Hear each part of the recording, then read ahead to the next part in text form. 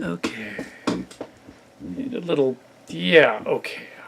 Yeah, there was a special screening of Condorito, a Chilean movie, cartoon movie, based on a popular baby boomer comic strip called Condorito Adventures. Little chicken bird with no feathers.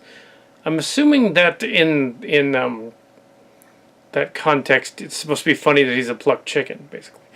Yeah, so I read up a little bit more on the backstory of the thing, and now the review makes a little more sense. Anyway, so yeah, uh, I was the only one in the theater, but it wasn't a special screening for just for me. It's that no one else is going to see it. Go and see this movie. It's actually pretty good. Yeah, it's yeah. So as an ex-gen person, I kind of enjoyed it for the nods that it made to '80s movies. Quite a few of them. It made an extensive nod to uh, one of the Temple of Doom, Indiana Jones and the Temple of Doom. There was a scene in which they jump out of a plane and use a bunch of flotation devices to land.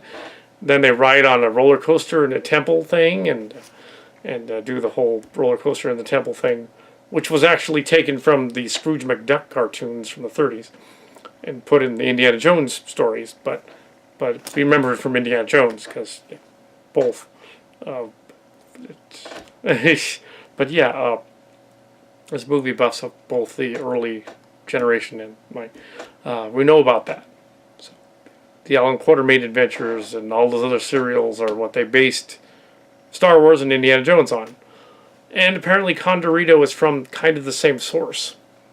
The people that created the original saw the adventures of the Three Amigos Disney movie and some of those other nods to serials that were done in the 40s.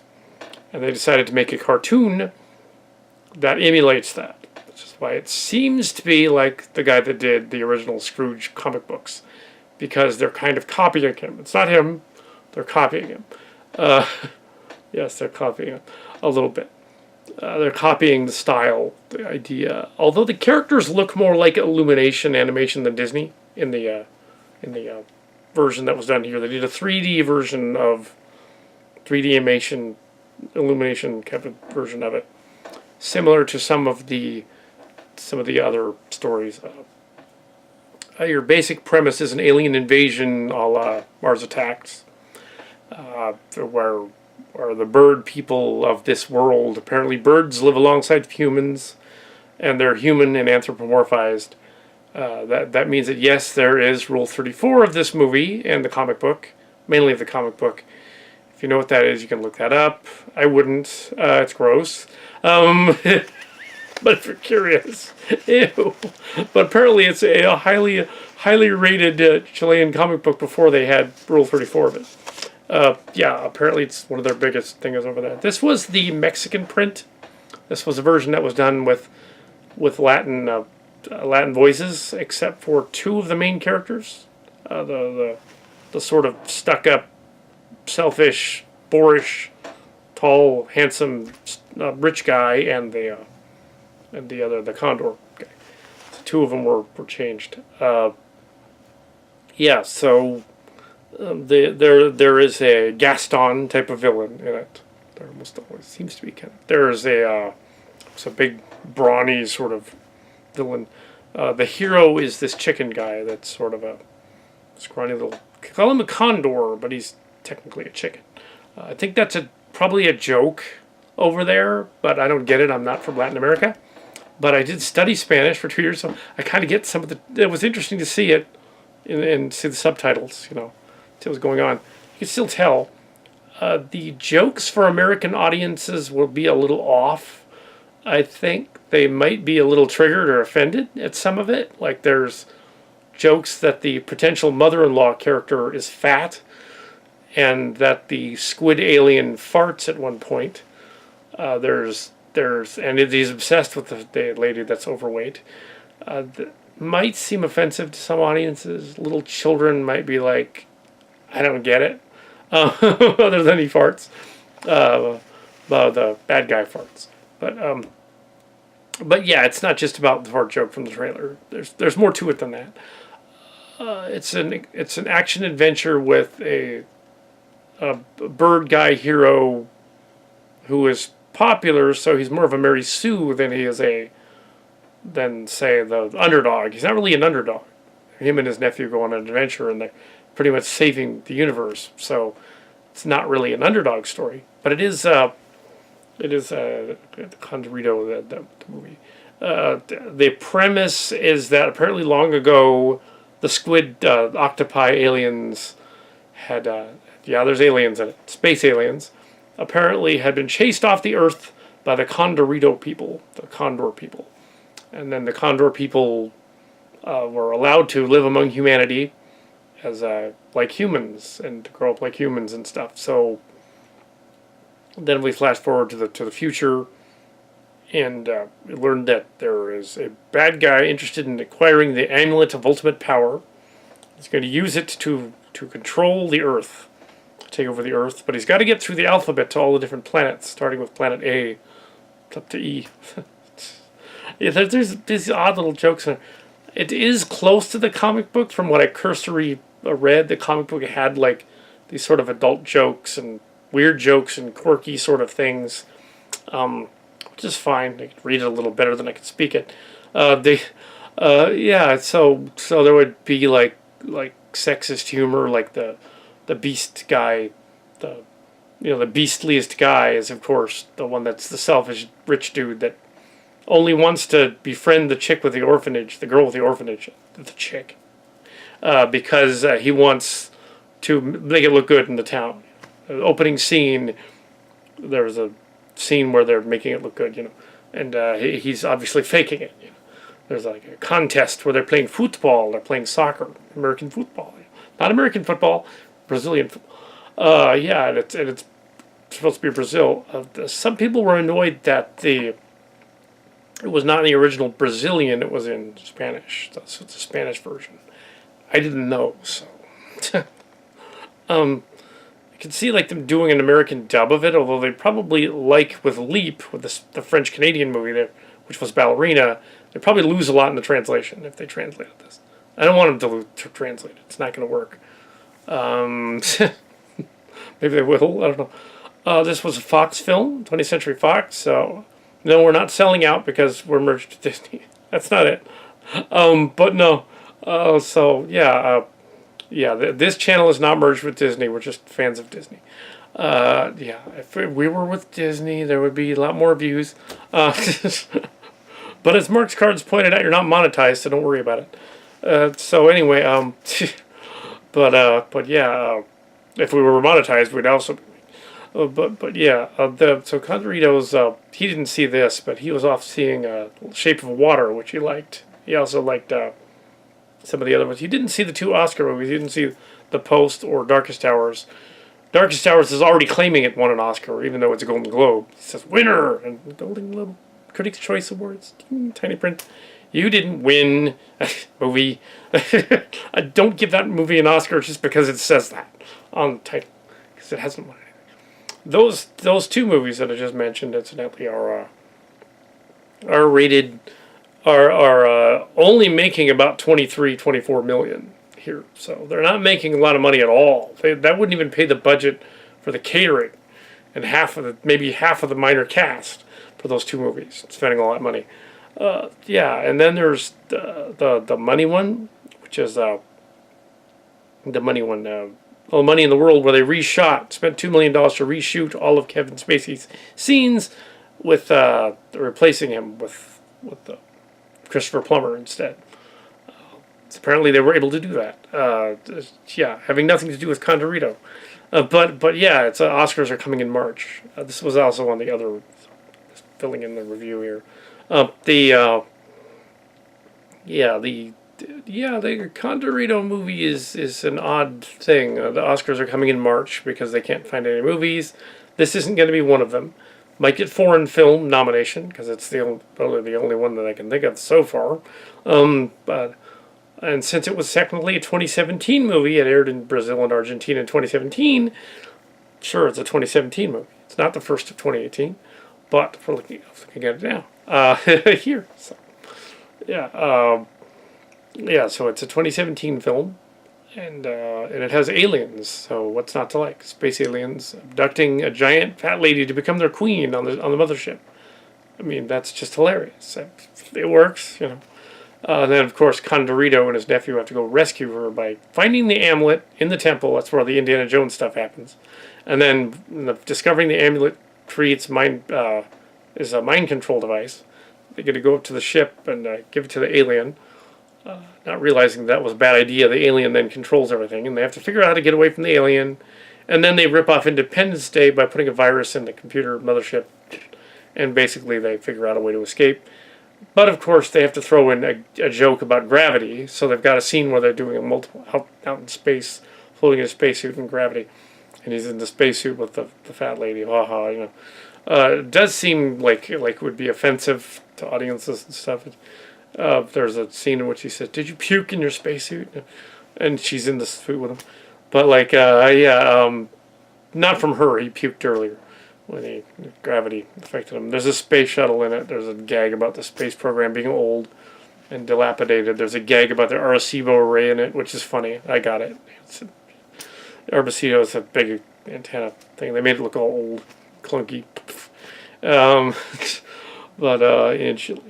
so yeah, there's a lot of there's a scene in which the two heroes are on a plane and they have to escape the jet plane. They blow themselves out of the plane, which would kill everyone on the plane, and then go down. And they don't mention that everyone on that plane probably died because their pressure went. But it's a cartoon. Yet they went into space and have spacesuits. It's like, well, they're trying to be accurate, but not. They didn't show what happened to the plane. It probably barreled out of the sky. And went, but it doesn't matter because it's a cartoon. Yeah, they didn't really die. Yeah, that's it. Yeah. The ritzy guy's motivation is his fancy car, fancy rims and wheels and stuff. Yeah, he wants to and they humiliate him at the end using the mind control device, of course, because that's what you do. And then they have to give it back to the ancestor, who's a skeletal parrot, bird, condor thing. I guess they're condors, but they're not chickens. A chicken would be pollo, so he was a condor, so he was an eagle. But he's like a condor, but he's acting like a chicken. Anyway, yeah, so apparently there's all kinds of slash and Rule 34 of this, because the comic book's been around for years. I was also kind of thinking it was like the Don Rosa stuff that's the name of the guy. It was like his stuff, but apparently it wasn't his. They were just imitating his idea, his techniques. It wasn't his, so it was another guy that died in 2000. So I didn't see him at Big Wow. Although there were people that were making this movie from the comic strip. That the comic strip's still around, being written by new people. They were at Big Wow Comic Fest a couple of years ago, and we saw them. So they were talking about what this was going to be, Condorito movie. And it wasn't the Black Sat guy, although because he's Italian, a different guy. It wasn't him. That was a Disney. This is a Fox. Well, the distributor is Fox, but that's because that's the American release. That the other distributor is not. Anyway, so yeah, Condorito. Instead of going out to see the Commuter, or I haven't seen Paddington Bear 2 yet. That just came out. Probably not going to see the Commuter. I understand Stone Gremlins has not done its movie reviews of the year yet, best and worst. But the Red Letter Media has done their best movies of the year already, and worst. I'll have to watch their worst later. Yeah, they're a little short on the uptake. Yeah, I already did the Claire Awards New Year's Eve. Yeah, and really come to think of it, the movies this year, not a whole lot to go on, even for the Oscars. So even the Oscar page is like, oh, we're gonna go on till March because. And Mark's Cards was thinking that only crowd-pleasing movies are the movies that win, but consistently over the past 25 to 30 years, that has not been the case. The critic-pleasing movies are the ones that win, not the crowd-pleasing ones. Like In the 1990s, The English Patient. Nobody liked that movie. It was boring. The Oscar people liked that movie. The critics liked that movie. Nobody went to see that. Yeesh. but there were a couple of times that a crowd-pleasing movie did win, like Forrest Gump in the 90s, or it was Tom Hanks. Terms of Endearment in the 80s. You can think of just a handful of them. Actually won crowd-pleasing movies. Crowd-pleasing comedy movies, different. Terms of Endearment is actually a drama, but there are some jokes in it. So that's why it won. Forrest Gump is a comedy series, but it was done as sort of an experiment in production. That they put him in other movies, and that's what they liked. They put him in other movies. So a couple of years ago, somebody was thinking, well, what if we do a movie where we put our actors in movies and make it black and white and call it The Artist? That won an Oscar. Because they just said, we're going to make Oscar the movie. You'd think that last year, even though it wasn't very good, Hail Caesar would have won for doing that. But it didn't. La La Land. La La Land and Hidden Figures. If it was crowd-pleasing movies that are going to win, La La Land and Hidden Figures actually would have won instead of being a mistake on a card. Yeah, that would have been crowd-pleasing. See, crowd-pleasing wins. Nope. Spotlight. Anybody even heard of that? Silence was last year. Spotlight was the year before. Well, Silence, I guess, is very dreary, so fine. But the Spotlight was dreary too. Like, bad guys. The Post seems to be a lot like Spotlight in that it's about a paper, the Washington Post scandal thing. It's probably going to get an Oscar just because it's a drama with a paper in it. Ooh, they like that. The Oscar doesn't tend to give it to movies that are making fun of Hollywood, though, which is probably why that other movie did not get it.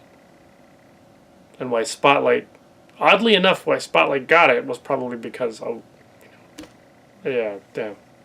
And those are movies that are $10 or less at the movie bin. So that means that they overestimated how popular they actually were after the Oscars anyway. And decided, hey, these movies are popular. Can't say that, anyway, so it's Condorito. It's, yeah. Mark's Cards and I were discussing the Commuter. Probably not going to see that movie. I know it's like getting like 50% of Rotten Tomatoes. It looks stupid from the premise. There's the idea that somebody could be, that isn't really supposed to be a secret agent, I guess, could be blackmailed into finding the money on the train and then forced to find the other guy to stop the terrorist lady on the train. This movie would be over in 6 minutes if he just didn't do anything. If he just said, hey, shut up, lady. At the end of the movie, right there. That's it. And then call security and stop the train. Arrest. Done. Movie over. And if he was, I'm sure that there's probably reviews of that already. But yeah, that's stupid. And actually thinking about the best horror movie of the year, Split. When you think about that movie, it doesn't make any sense either. Because it's like, no, split personalities cannot have superpowers. That doesn't make any sense. They cannot change their physiology into another person. That's not what that does. That doesn't make any sense. He can change into a boy or change into a wolf or creature or monster or something. No. And why didn't they just, like, walk out? Why didn't she... unless she was in league with him. It was like, that movie didn't make any sense either at the very beginning of it. It's like, okay, I'm going to sit here in the car and let you kidnap me.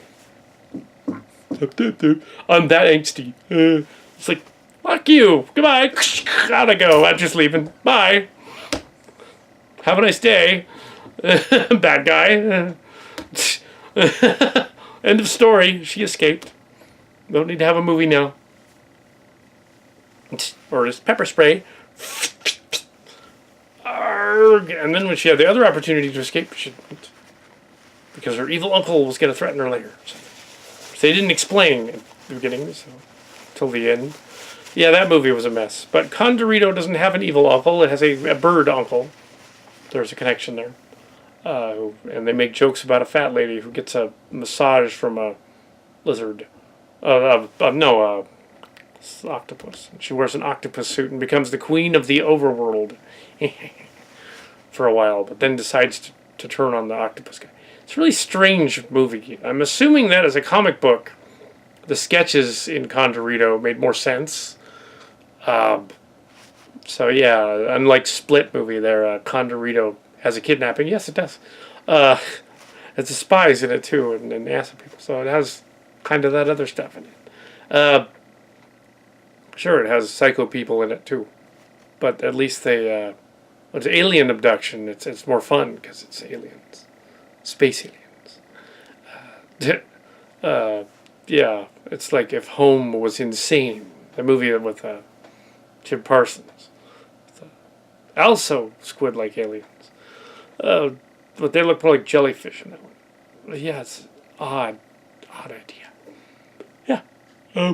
But X-Files and Men in Black in it too, and I'm sure that's not in the comic book because that predates the comic book.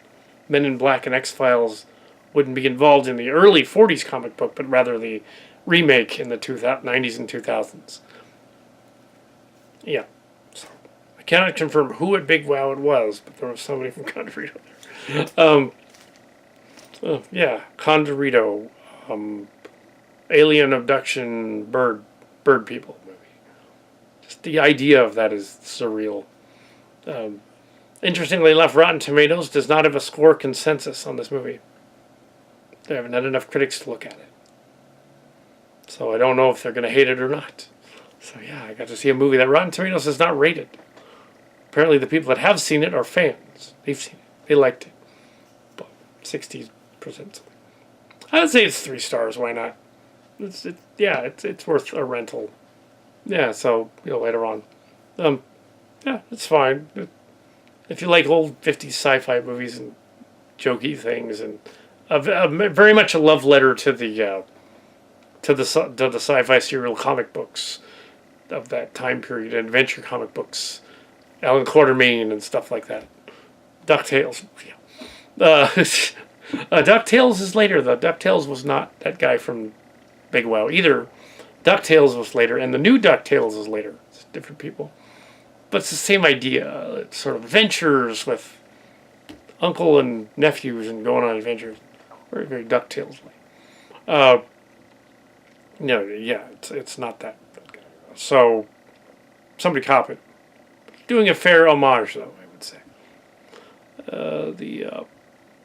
And there's always like the sexy, busty lady in one of these movies, like this wacky sort of comedic thing, and he's sort of the Olive Oil and Popeye or Jessica Rabbit and the rabbit, Roger, or that kind of thing, Although Roger Rabbit's based on a spoof comic book that was turned into a movie, kind of in reverse, because the spoof storybook in the case of Roger Rabbit was actually a dark comedy, like horror, almost a horror book, in which Roger Rabbit's actually guilty of being a bad guy because they're subverting expectations. Or buzzword for last year. Yeah, so they're like, so Roger Rabbit is made into a comedy version of that, and it won Oscars, but it was originally a dark comedy. Yeah, and this is sort of like what would happen if you crossed like Scrooge McDuck, the original comic book, with Popeye, and a little bit of Indiana Jones cartoons and stuff. Well, Alan Quatermain, pre-Indiana Jones, and you crossed a little bit of, you throw in a little Star Wars in there just for fun, just a little Star Wars sort of Buck Rogers type of stuff, pre-Star Wars stuff in there as well. Flash Gordon, Buck Rogers kind of idea, because he kind of looks like Quagmire, for instance, but doesn't act like him. The other guy does.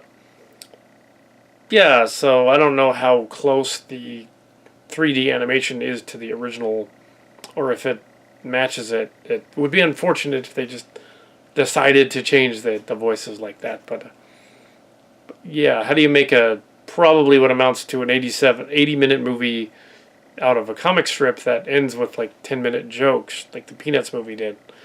It's kind of what you do with this. Yeah. And yes, the actress does look like the one playing the girl does look like a cross between maybe Daphne and Wilma Flintstone, and a little bit of Daphne and Wilma Flintstone, and a little bit of Jessica Rabbit. So of course there are slash pairings of Condorito lady Anitya, and Jessica Rabbit, because of course they would like get together. It's in the same universe. No, it's not, but it could. What? Oh no. Oh, and of course there's a Gaston type of beastly, like brawny Bluto type of character from Popeye in there. It's a Bluto type of, because Gaston from Beauty and the Beast is basically Bluto from Popeye in the 30s and 40s. And there's a cartoon series in the 60s called Popeye, based on that, and a movie in the 80s with Robin Williams called Popeye. So it's got that same sort of aesthetic going on. The idea that he's just all stuck up. Although in this version, he's sort of the stuck-up, narcissistic form of Bluto. He's more like Gaston in this one. He's more like, I'm the best ever because I'm brawny. Condorito is also selfish, but in a different way. He's actually likably selfish, whereas the other guy isn't. And the mother-in-law, the joke is that she's a big fat mother-in-law, which is mean, but that goes back to the Flintstones comic book in the 30s. And probably back to vaudeville, even further if you go back. The mother-in-law, which is a little offensive, yes, but she ultimately helps save the day, so it's ultimately redeemable, I guess. I don't know. Condorito.